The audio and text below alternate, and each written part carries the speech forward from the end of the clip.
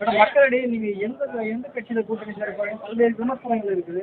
பொதுவாக சமீபத்தில் கூட அதிமுகவை பற்றி சில குறைபாடுகள் சொன்ன மாதிரி அப்படி சொல்றாங்க. கடந்த முதல்வர் உடல்நிலை சரியில்லாதப்போ அவங்க நேரில் போய் பார்த்துட்டு வரணும்னு சொல்றாங்க.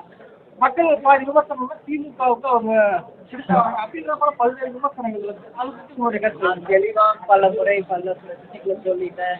கூட்டணி பற்றிய அறிவிக்கை ஜனவரி 9 கடலூர் மாநாட்டில் அறிவிக்கப்படும். அது ஒண்ணுதான் என்னோட பதில். அது நாங்க சொல்லாததெல்லாம் நான் சொன்னதா பத்திரிகையாளர்கள் போடுறீங்க. அது கண்டனத்துக்குரிய ஒரு விஷயம். நான் என்ன சொல்றேனோ அதை நீங்க போடணும் அப்படின்னா பிரஸ் என்கிட்ட கேள்வி கேட்கு. நாங்க சொல்லாத ஒண்ண நான் சொன்ன மாதிரி போடுறது, திருச்சி போடுறது,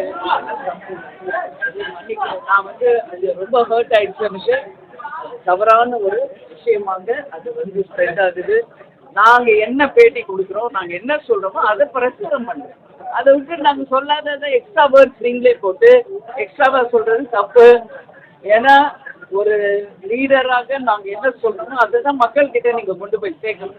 நாங்க சொல்லாதது நாங்க எங்க கட்சி நிர்வாகி கிட்ட பேசுறதெல்லாம் நீங்க டெலிகாஸ்ட்ல நான் சொன்ன மாதிரி சொல்றது மிக பெரிய கண்டனத்துக்குரிய விஷயம்.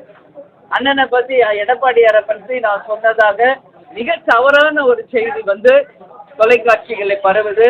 அது தவறான ஒரு விஷயம். எங்க கட்சி நிர்வாகிகள் ஆலோசனை கூட்டத்தில் நாங்கள் கலந்துரையாடுவோம். அப்போ அவங்க கேட்கிற கேள்விக்கு நான் பதில் சொல்லுவோம். அப்போ பேசப்பட்டதுதான். உடனே என்ன சொல்றீங்க, முதுகுல சொல்லிட்டாரு அப்படின்னு நான் சொன்னதாக முற்றிலும் ஒரு தவறான ஒரு விஷயத்தை மக்களிடையே பரப்புன. நிச்சயமாக அனைத்து ஊடகங்களுக்கும் என்னுடைய கண்டனத்தை நான் தெரிவித்துக் கொள்கிறேன். நாங்க சொல்லாத ஒரு விஷயத்த நான் சொன்ன மாதிரி நீங்க சொல்லக்கூடாது. அந்த வார்த்தை என் வாயில வரவே வராது. நான் இது வரைக்கும் பேசினது கூட கிடையாது. எங்க கட்சி நிர்வாகிக்கு நான் எது வேணாலும் ஆலோசனை பண்ணுவோம்.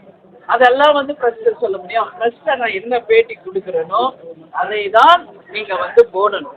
அதை தவிர மாற்றி மாற்றி பிரிச்சு நீங்க உங்க சுயலாபத்திற்கெல்லாம் நீங்க அதை யூஸ் பண்ணீங்கன்னா பத்திரிகையாளர்கிட்ட இன்னைக்கு நான் மேல்மருவத்துல அம்மன் முன்னாடி கேட்டுக்கிறேன், தயவு செஞ்சு என்கிட்ட பிரஸ் மீட்டுக்கு வராதீங்க. இனிமேல் நான் அவ்வளவு தூரம் உங்களுக்கு ரெஸ்பெக்ட் பண்றேன். எந்த ஆளு டெய்லி உங்களை கூப்பிட்டு பிரஸ் மீட் கொடுத்துட்டு இருக்காங்க யோசிச்சு பாருங்க. தமிழ்நாடு முழுக்க போகின்ற அனைத்து இடத்திலும் அனைத்து பிரஸையும் நான் டெய்லி சந்திச்சிருக்கேன்.